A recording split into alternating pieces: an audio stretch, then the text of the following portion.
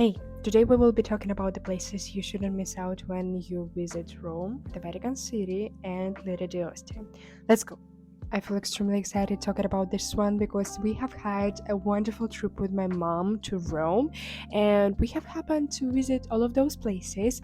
So if you want to check them out, I will pin the first part here or here. I'm not sure in which direction should I point. And I'm not talking about the Coliseum, the Trevi Fountain, or the Pantheon. Oh, I'm talking about some other places you should find when you do a thorough research and preparation for your trip. So let's not waste time. We will start with Vatican because here I would like to draw your attention to the fact that you should definitely visit St. Peter's Basilica. You will be fascinated by a great diversity of masterpieces that will take your breath away. I couldn't even speak clearly when I saw everything with my own eyes. It's so majestic, it's so tremendous, I would say, because the sizes of this basilica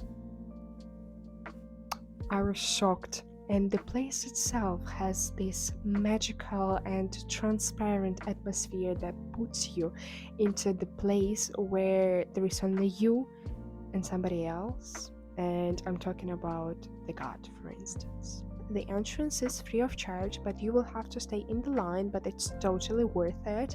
And one more thing is that you can also buy the ticket to go to the museum, and which is also really recommended, but you have to prepare some time for that. At the Basilica itself, I think we spent around 2 hours, so not that much, because we decided to be in some sort of a medium pace. As we move on, it is important to have a cup of coffee and a croissant.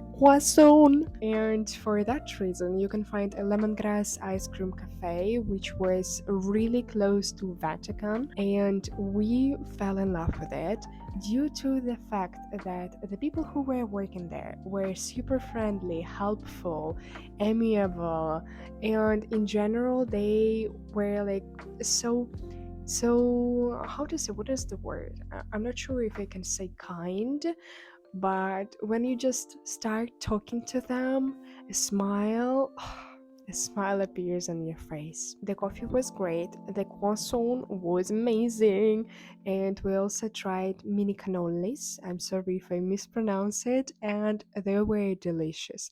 Even though I'm not a big fan of them, I found them really satisfying. Spoiler, during one of those days in Rome, we even went to this cafe the second time because in the other place we weren't satisfied with the coffee results, so we decided to go just walk and be there. Next place on my list is Pastasciutta. I hope that I pronounced it right. This is a TripAdvisor approved place to eat some really great pasta. We went there, spent some time at the queue, but when we entered the store, there was not so much space, but at the same time, we could see the process of cooking the pasta and we could definitely taste it. And we also could ask for more Parmigiano. So make sure to go there and enjoy the Italian cuisine. If you think that it is a luxurious restaurant, you are wrong.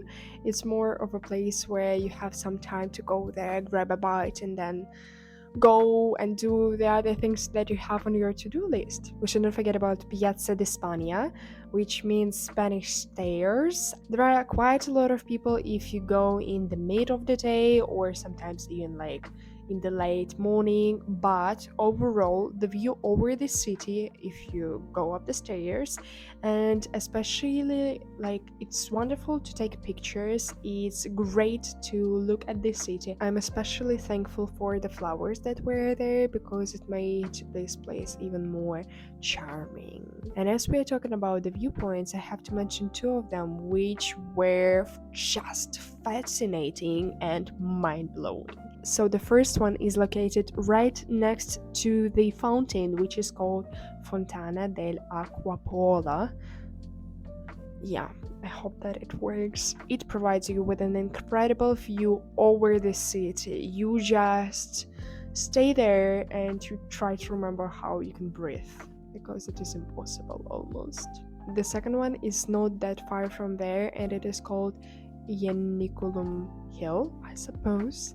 There is plenty of space, not so many people, and I was surprised by that. And you just stand there, see the city. Wonderful. And especially you can take some pictures. Here are ours. If you don't want to go to the restaurant or to the cafe and you need some groceries, here is a tip from our landlord. And he told us that there is this supermarket called Toddy's with reasonable prices and high quality goods. And he was right for telling us that. We went there, we checked the prices, we bought the things that we needed. And let me tell you a secret, some of the goods were the same price as here in Vilnius, Lithuania. And I was like, oh my lord, it's impossible to go to Italy and not eat gelato. Ice cream is the best there, and I'm not even joking, that's so true. So there is this quite famous gelateria, and you can find spots in different districts, so it is really convenient. It is called Gelateria Laraman. There is a wide range of flavors to choose. The prices are reasonable as well, and let me tell you that the quality, I mean the taste itself, chef's kiss. Chef's kiss. I think we have been there at least 3 times, and every single time we were satisfied, and we took at least 3 flavors each, so it makes us the total of 18 flavors. It was just splendid. There is a saying that if you're going to Rome, you don't need to go to any museums or anything of that sort to culturally enrich your knowledge and your brain, but what you need to do is you need to go to churches, and that is so true. We have been to many of them, and we just happened to do so because of the fact that we were working somewhere and we could see a normal building that will not probably catch your attention, but at the same time the people were entering and we were like, oh, let's go, let's check it out. And when we enter the building, you're just stunned. There is no chance you will talk like a normal human being after that. Let me mention the places, and I will have an overlay with the places and how it went. I think that the pronunciation will be so bad that I might need just to write it down.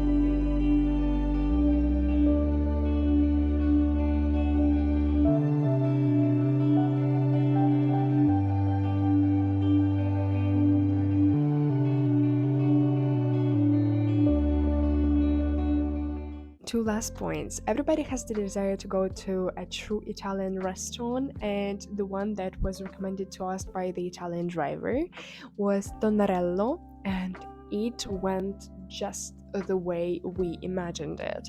The food was great, it was delicious, the service was amazing, and overall we had a great experience, so I highly recommend that one. If you happen to leave Rome and you're going to the Fiumicino airport, you have to keep in mind that it would be a nice idea to go to Lido di Ostia by the metro and spend some time there, because the sea, that's the only thing that you need. But if you happen to be in that city, make sure to check out the place called Dolcemente, which was a wonderful cafe with amazing pastries, and it just it stays in my memory as a really great part of the day. Thank you so much for watching. I hope that you found it informational and that it will help you to plan your next trip to Rome. Follow me here on Instagram and I will keep you updated. Bye bye. Thank you.